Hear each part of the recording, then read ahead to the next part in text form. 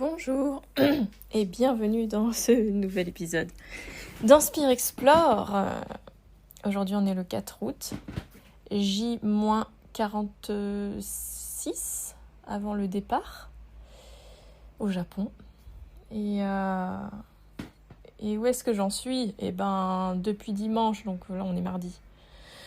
Je n'ai pas avancé sur la préparation du tout. C'est dur en fait d'avancer là-dessus, mais par contre je peux en tout cas déjà dire un peu plus en détail ce qui est prévu, notamment parler par exemple du Kumano Kodo. Le Kumano Kodo. Alors c'est un chemin de pèlerinage, donc il y a deux chemins de pèlerinage qui sont inscrits au patrimoine de l'UNESCO dans le monde. Il y a Saint-Jacques-de-Compostelle et Kumano Kodo. Et c'est vrai qu'à l'époque, en fait, quand j'étais au Japon, j'avais feuilleté un petit peu mon guide du Japon, quoi. Moi, à la base, j'aime bien quand même pas mal les randonnées. Et parmi les randos qui étaient mises un peu en avant au Japon, il y avait le Kumano Kodo. Et du coup, je me rappelle avoir lu ce passage-là.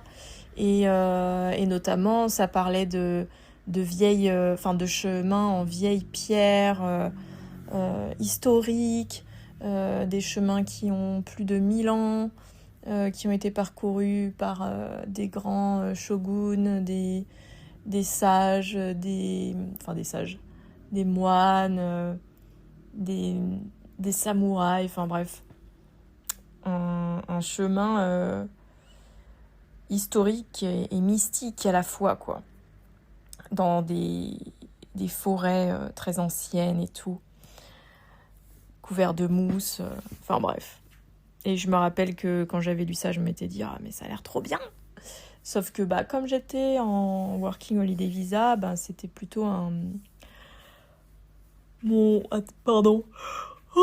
intention pendant ce séjour, c'était surtout d'expérimenter la vie là-bas. Et surtout, j'étais partie avec pas non plus un budget de ouf. Et du coup, j'essayais au maximum d'être en volontariat pour être hébergée gratuitement, pour pas sortir de sous, quoi. Donc à l'époque, j'ai pas forcément cherché à faire le Kumano Kodo, quoi. Je m'étais juste dit, ouais, ça a l'air trop bien, j'aimerais bien le faire un jour. Et du coup, entre-temps...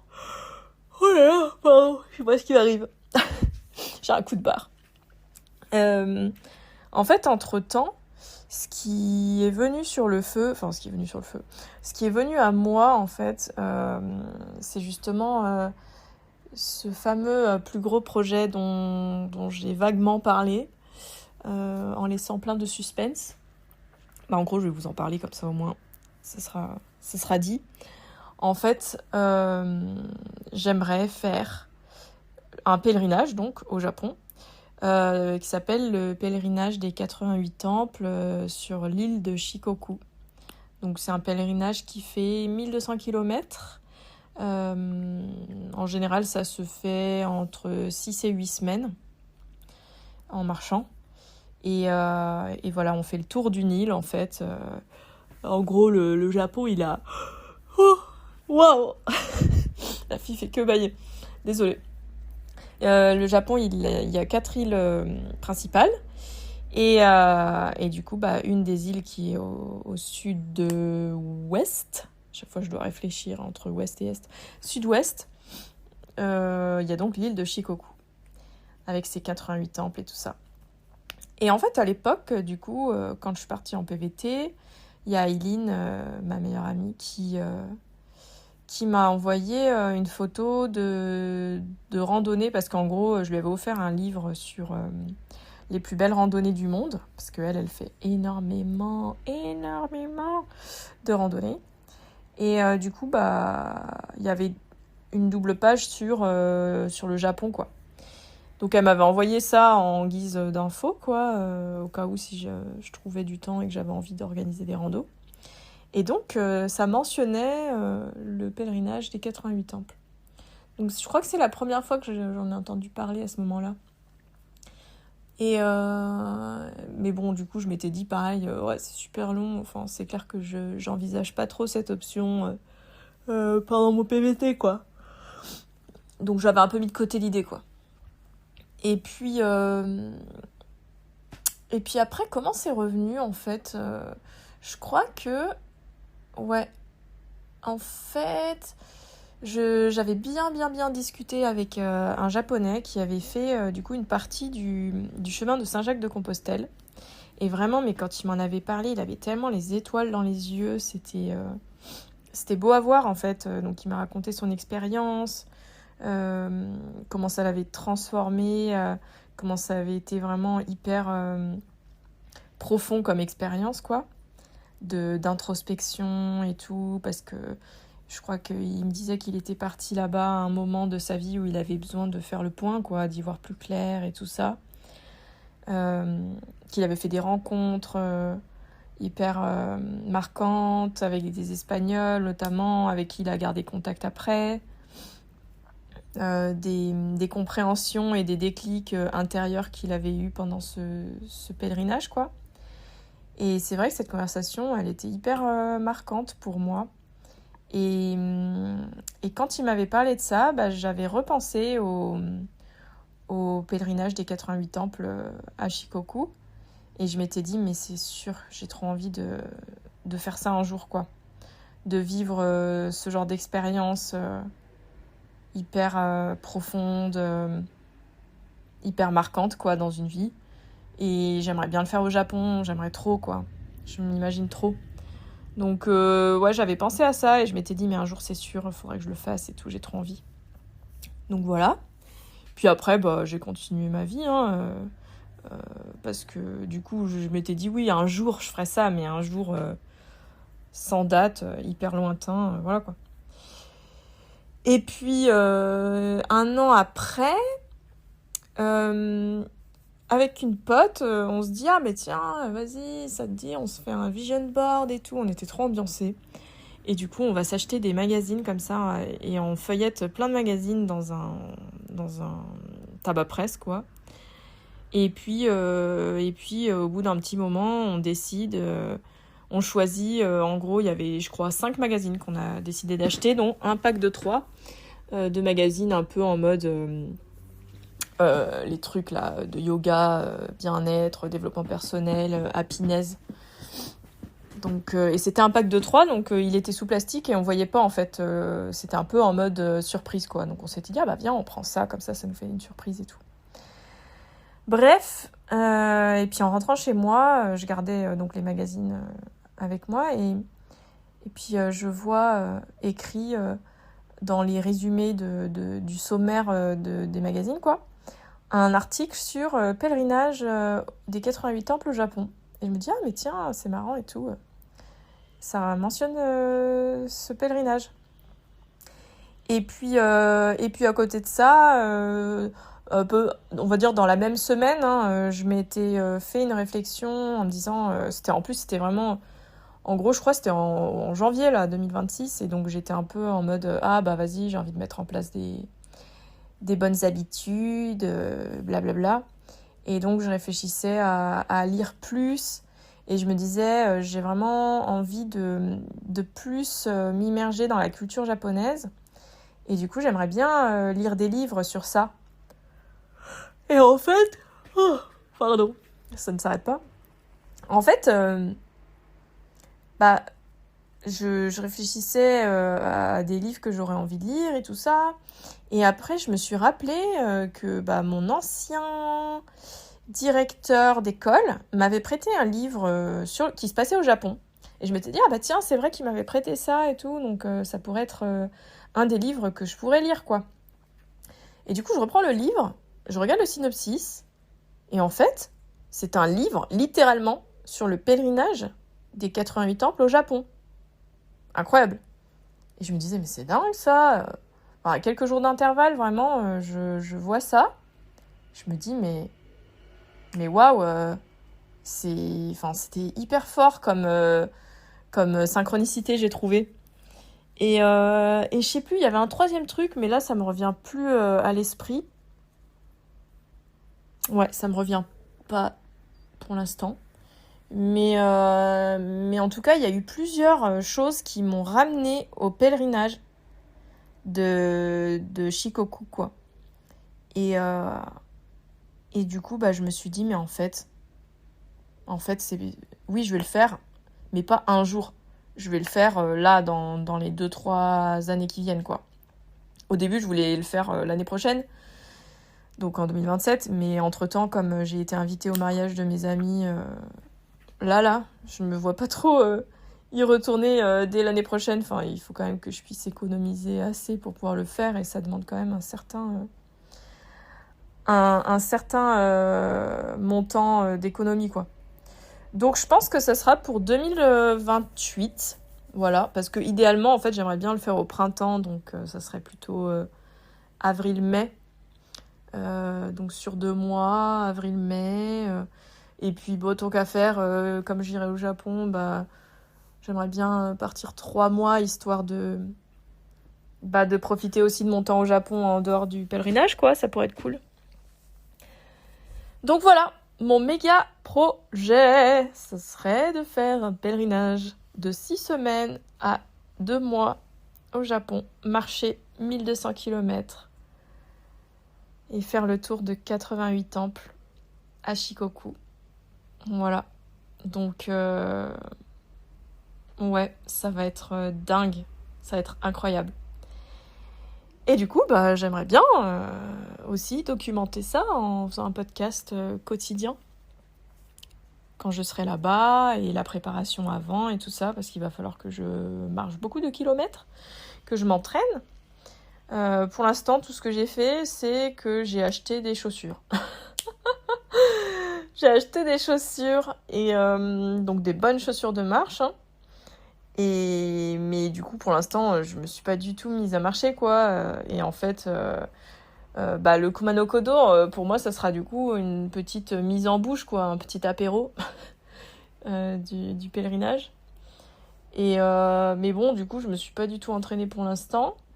Et en même temps, j'ai décidé ça, je pense, en avril. J'ai acheté les chaussures en mai. En juin, j'étais débordée, avec la fin d'année, les concerts, le karaté, les ceintures, la visite de mes parents. Après, je suis partie en vacances en Bretagne, et maintenant, c'est l'été et il fait méga canicule tout le temps, là. Donc, autant dire que j'ai pas forcément trouvé le temps et la motive de marcher.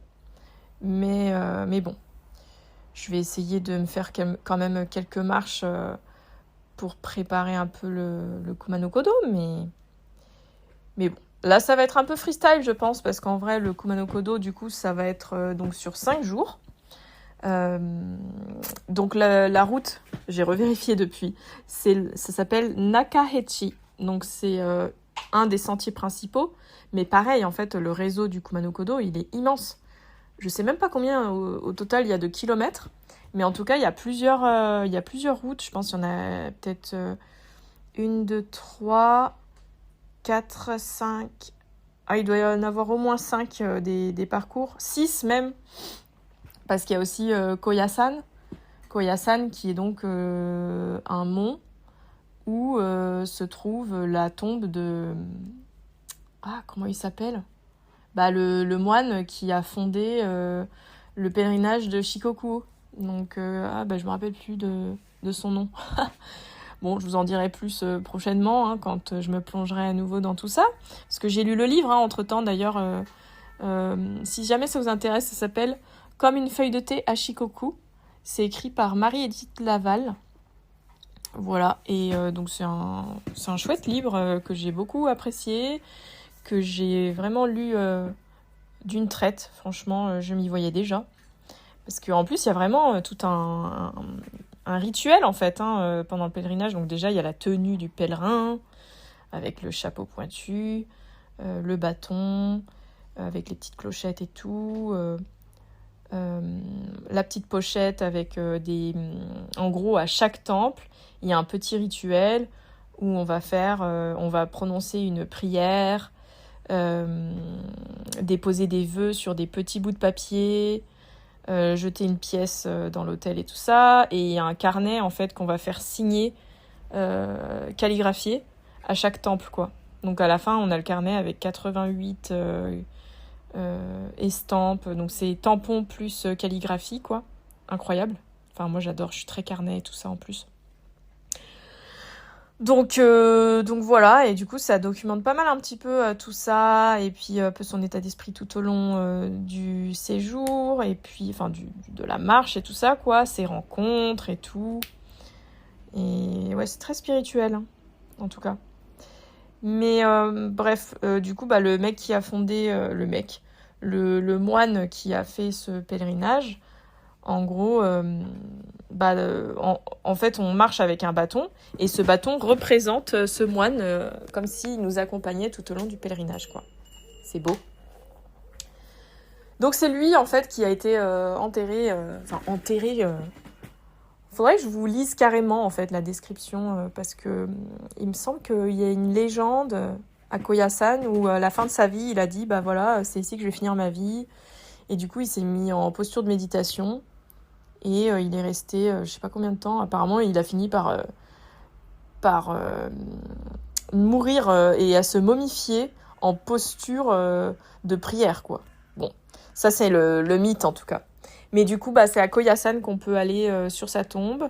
Et il y a un cimetière immense au milieu d'une forêt et tout ça. Enfin, ça a l'air incroyable.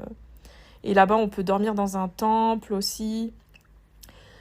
Donc oui. En gros, quand on finit le pèlerinage de Shikoku, bah, c'est bien de terminer par Koyasan, qui du coup est pas sur l'île de Shikoku, mais sur la péninsule de Ki, au nord du pèlerinage que je vais faire là, le Kumano Kodo. Voilà. Et d'ailleurs, il y a une route qui rejoint Koyasan à Angu Taisha, qui est un des 3 temples principaux du Kumano Kodo qu'on va donc aller voir. Enfin, donc en tout cas, là, nous, on va faire la route principale, Nakahechi. Donc, on commence à Tanabe. On dort dans un Airbnb. Et puis ensuite, il y a 2 jours de marche assez intense. C'est les 2 gros jours, quoi. Combien il y a de kilomètres, d'ailleurs? J'avais tout noté. J'aurais dû préparer mes notes. Donc 2 jours de marche. Après, en fait, ce qui est bien, c'est qu'il y a possibilité de prendre un bus si vraiment on arrive... Enfin, si c'est trop, quoi. Donc voilà. Là, je suis... Alors, Tanabe, environ 8 heures. Non, 3 heures. Oula. 13 kilomètres. Et après, donc on dort à Chikatsuyu une nuit. Et après, on marche jusqu'à Angu Taisha. Et donc là, c'est 24 km. Donc en gros, on prendra peut-être un bus. On va peut-être pas tout faire, ça dépend. Après, je sais que mon frère, il a tendance à être chaud bouillant pour marcher. Donc à mon avis, au cas où, si on prend un bus, je pense que ce sera moi qui serai en mode « Ah, j'en peux plus ah. !» Mais bon, j'aime bien marcher aussi, donc ça dépend un peu du dénivelé, tout ça. On verra, quoi. Après, on passe 2 nuits, du coup, à Angu, parce que là-bas, il y a 3 villages où il y a des sources d'eau chaude, donc des onsen, quoi. Et il y a une boucle de rando, en fait, donc on peut faire une boucle en rando, aller dans des onsen et tout ça. Voilà. Et puis comme ça, on se repose des 2 premiers jours, quoi. Et ensuite, donc 1, 2, 3, 4. Donc 4e jour. Je crois que c'est ça, hein. 1 jour, 2 jours, 3 jours. Ouais, c'est ça. 4e jour de Angu à Shingu. Et là, on va prendre un bus, puis un bateau traditionnel, en fait, parce qu'il y avait une partie du pèlerinage qui pouvait se faire en bateau traditionnel pour descendre la rivière, quoi. Donc, c'est des barques en bois et tout. Donc, l'idée, c'est de faire ça pour aller à Shingu. Et à Shingu, donc, il y a un 2e temple. Donc, Angu, c'est là où il y a le premier des 3 temples. Shingu, c'est là où il y a le 2e temple à voir. Et ensuite, je crois qu'on dort à Shingu. La fille est vachement au courant de ce qu'elle a fait. Ouais, c'est ça. On a réservé à Shingu et du coup, le lendemain, on va à Nachi en train. Et à Nachi, on fait une petite marche de, je crois, c'est 1 heure environ, pour aller voir le 3e temple qui est Daimon Zaka. Et donc là, c'est un temple hyper connu, avec en gros au milieu de la forêt, avec une méga cascade derrière. Nachi Taisha et Nachi Taki, je pense que ça s'appelle comme ça. Et on pourra faire un petit onsen. Voilà. Donc ça, c'est un peu le planning. Donc en gros, pour l'instant, j'ai réservé les hébergements de ce parcours-là. Et donc, on va faire ça du 10 octobre au 15 octobre. Voilà. Et donc, le jeudi 15, on finit. Et en gros, le samedi 17, je rejoins ma pote à Osaka. Et là, on va dormir dans la maison de sa famille, en fait. Donc, immersion totale. Ça va être trop bien aussi. Donc là, il n'y aura pas mon frère, normalement. Mais le samedi soir, j'ai repéré là, un méga feu d'artifice qu'il y a à Osaka, là. Et du coup, je lui ai écrit, j'ai dit, il y a un méga feu d'artifice, ce serait trop bien qu'on y aille. Et elle m'a dit, ah oui, c'est à 1h20 de chez moi, donc, mais bon, on peut y aller. Donc si elle est motivée, écoute, moi j'ai envie d'y aller. Carrément, parce que c'est un des plus grands feux d'artifice du Japon. Et les feux d'artifice au Japon, quand on va les voir, souvent, on peut mettre un yukata.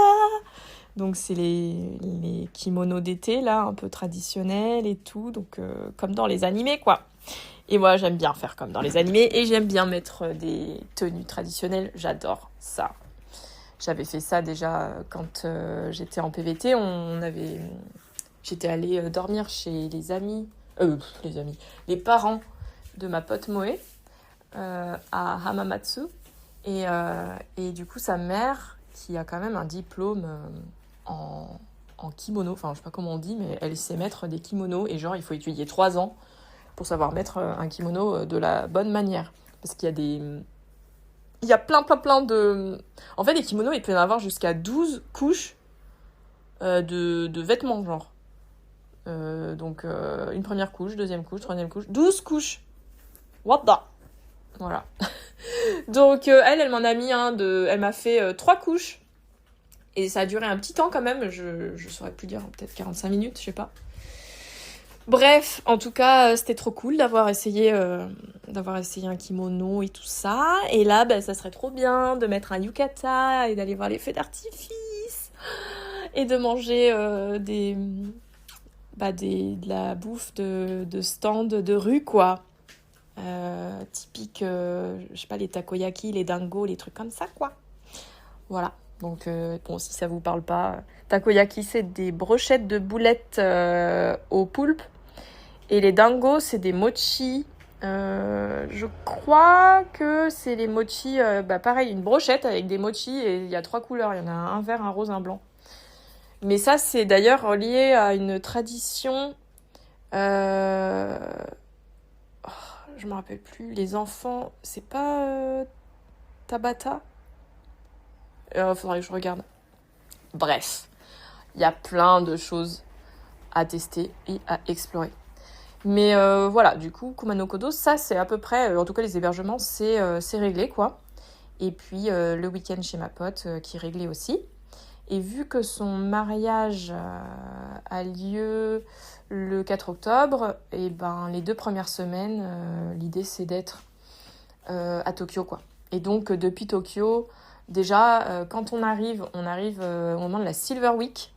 Donc en gros, au Japon, il y a la Golden Week et la Silver Week qui sont un peu comme le pont d'Ascension et tout ça. Enfin, c'est des périodes de l'année où il y a beaucoup de jours fériés et où les gens peuvent partir en grand week-end, quoi.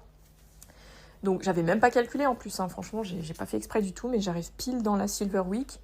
Et du coup, comme elle bosse pas et son chéri non plus, elle m'a proposé qu'on fasse une petite excursion, qu'on en profite, quoi.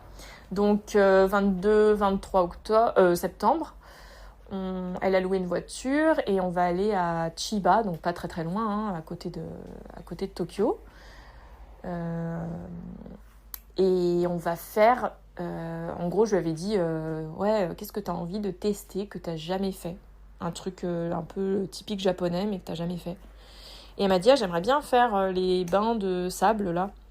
Et du coup, j'étais là, comment ça? C'est quoi ce truc? Et en fait, c'est... on s'allonge et on se fait enterrer dans du sable chaud. Et apparemment, ça fait du bien au corps, ça délasse, ça fond, quoi. Ça relaxe, quoi. Donc, bon, moi, de base, j'aurais pas forcément été faire ça de mon plein gré, de ma propre initiative. Mais bon, comme elle m'a dit qu'elle aimerait bien faire ça, j'ai dit, vas-y, let's go, c'est parti, quoi. Donc, on va faire ça, du coup, sur les premiers jours où j'arrive, quoi. Voilà, c'est tout ce qui est prévu pour l'instant. C'est déjà pas mal, hein, mais du coup, pour le reste, c'est à peaufiner, quoi. Mais la suite au prochain épisode, en tout cas.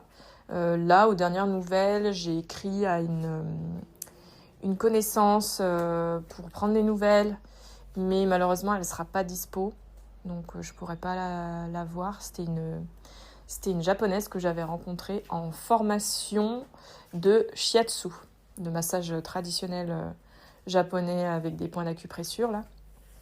Et en fait, on s'était super bien entendu avec cette dame.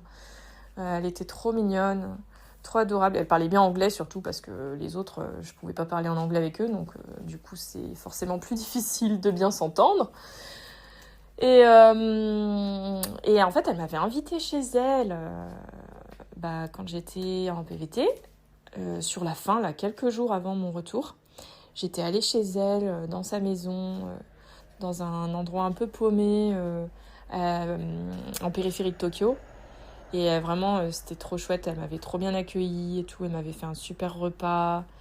Elle m'avait fait un massage. Moi, je lui avais fait une séance de kinésiologie en échange. Je lui avais fait une lecture de tarot aussi. Et on s'était baladé aussi dans la forêt autour de chez elle. On était allé voir, il y avait des lucioles et tout. C'était en juillet, donc on était allé de nuit. On avait vu quelques lucioles et tout. C'était trop joli. Et on s'était aussi baladé de jour. Et il y avait des araignées partout, par contre, c'était horrible. Ah, ouais, parce que c'était un peu un chemin, un sentier pas battu. C'était hors des sentiers battus, quoi. Et donc, c'était en juillet, donc les araignées, elles étaient de sortie. C'était les noirs et jaunes, là, qu'on peut voir, par exemple, en Thaïlande ou à La Réunion, sur les poteaux électriques ou quoi, à l'extérieur, quoi. Dans les arbres et tout, ça fait des grandes toiles. Mais c'est inoffensif, hein. Mais moi, c'est physique, en fait. J'ai beaucoup de mal avec ça. Et à un moment donné, il y en avait une, elle était vraiment plein dans le chemin, hyper basse en plus. Et elle voulait pas défaire la toile, mon amie. Et du coup, elle m'a dit, oui, il faut passer dessous et tout. Et j'étais là, j'étais en PLS. Oh, c'était horrible. Et j'étais vraiment en mode, mais vraiment, et tout. Bon, après, elle était pas énorme. La fille qui essaie de se faire une raison. Elle faisait à peu près la taille de la paume de ma main, quoi. Voilà, en longueur, pas en largeur, parce que elles sont allongées, en fait, ces araignées-là. Mais bon, ça fait quand même un bon 5 cm, je dirais. Donc, bref, je suis passée dessous. Mais vraiment, j'étais pas bien. J'étais au bord de la crise d'angoisse, en fait. Voilà. Je me demande si j'ai pas un peu pleuré après, je sais plus. Donc, bref. En tout cas, ce qui est cool, c'est que demain, j'ai pris rendez-vous là pour faire une séance de kinésio. Donc, pour moi, recevoir une séance de kinésio pour travailler sur ma phobie des araignées. Pour pouvoir justement mieux appréhender le Kumano Kodo. Et éventuellement, parce que là j'envisage donc d'aller à Yakushima, une île couverte de jungle hyper tropicale, quoi. Donc il y a plus de probabilité que je croise des grosses araignées là-bas. Et ça m'embêterait. Voilà. J'ai pas envie de passer mon séjour à être en angoisse totale. Déjà que quand j'étais en PVT, à des moments, j'étais pas bien. Mais vraiment... j'avais beaucoup de mal à me balader, en fait. Dès qu'il y avait un peu de nature, laisse tomber. J'étais pas détendue, quoi. C'est dommage. Donc voilà, on verra ce que ça va donner. Et même si voilà, ma phobie s'est vachement améliorée en vrai quand même. Il y a du progrès, il y a du progrès. Mais bon, ça c'est encore une autre histoire, on pourra en parler lors d'un autre épisode. Je pense que là j'ai explosé le timing, donc je vais m'arrêter ici. Voilà. Et sur ce, je vous souhaite une très bonne soirée, journée, et à très bientôt dans Inspire Explore.